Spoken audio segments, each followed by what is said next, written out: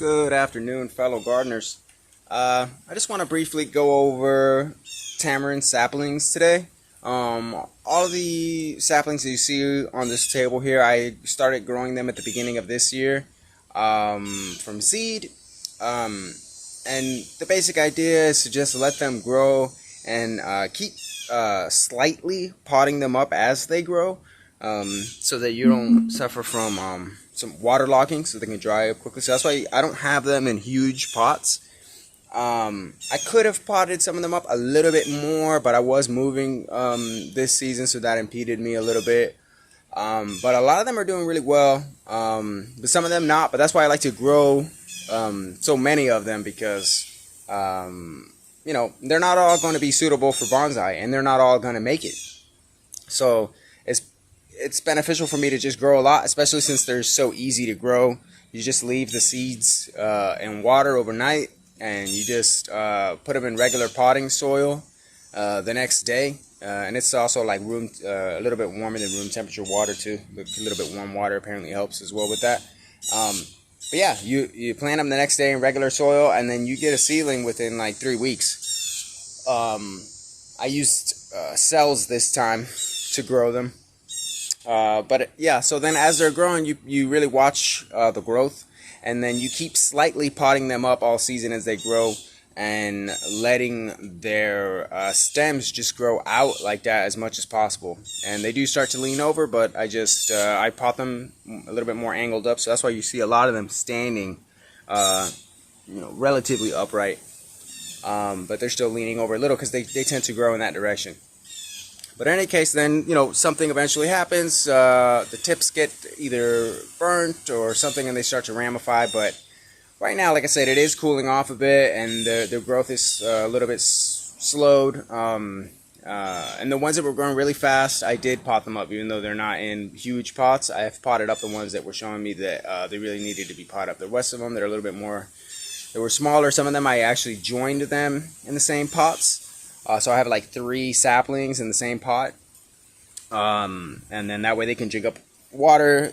They also don't risk getting waterlogged as much because there's 3 of them in there. So those are for the smaller plants, and then I can just not worry about them. But the trees that are doing really well, I like to keep them by themselves. I want them to be isolated. I like to really spoil the trees that are showing me that they are worth spoiling.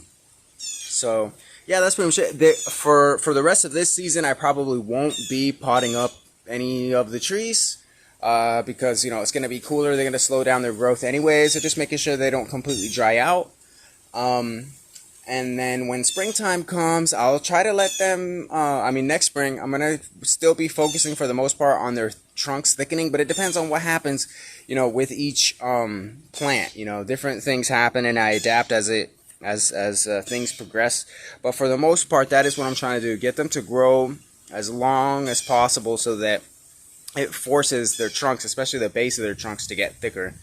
But yeah, and I won't be, as far as like feeding is concerned too, I have slightly, like very lightly fed them here and there. I do use Miracle-Gro. I hear a lot of negative things about that online, but I use it sparingly. The tamarinds seem to be real sensitive to fertilizer. Like, it's really easy to burn them. So I will use diluted fertilizer. I use a kiddie pool, fill it up with water, and I usually water my plants with that all week.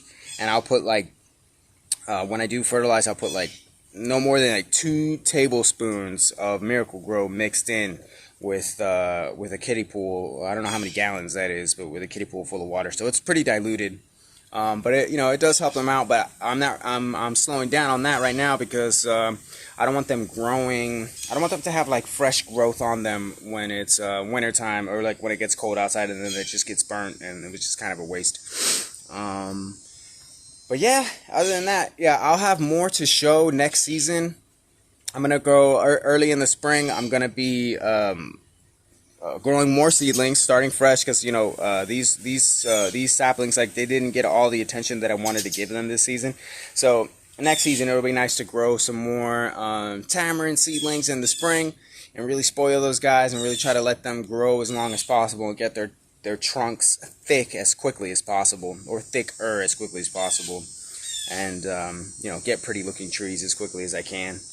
But it takes a little bit of patience, and that's what's going on with these guys here. They've just been there's not much to do with them right now, like I said, until next season. But I got them from seedlings to this point this season.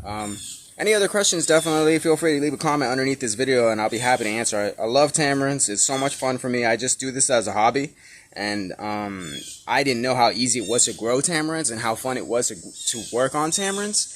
So that's why I like sharing it with people. Tamarinds do grow really fast, so people might be turned off by that, some people, because it's a lot of pruning when they are growing and stuff, and the roots grow faster than a normal tree, so you could have issues that you need to address, and maybe you might need to repot when you weren't planning on it and stuff. There's in certain respects, like conifers are easier to take care of because they grow slower and stuff, but it's just boring to me. As far as they're beautiful when you finally do get them to the point where they look like a bonsai, but as far in the meantime with the conifers, it's a lot of just letting them sit there and grow, and that's it. You don't really, it doesn't seem like much to do. At least for me, I'm a busy guy. I like to stay busy. I like some action, so tamarinds are more up my alley. But in any case, yeah, if you like to work on bonsai trees a lot and you like a faster growing tree, I think that a tamarind tree, and if you live in a tropical area too, a tamarind tree might just be up your alley. If you don't live in a tropical area, you're going to have a lot more work to do, because you're going to have to be bringing the trees inside during the winter months, or like you got to bring the trees inside if it's going to go below 50. But when you do bring them inside, you risk fungus and stuff, because they're not meant to be in an inside environment. So it's tricky with that. You need to make sure that they have enough air and space from each other, and they still need enough sun, so you got to be bringing them back outside. So it's tricky. You definitely run the risk of developing pests and fungus and stuff when you bring them inside, outside of their natural environment. So something to be aware of if you're not in the right environment. But yeah, in any case, if anybody has any questions, I love talking about tamarinds, so feel free to ask. Thank you so much for watching if you made it to this point in the video, and happy gardening.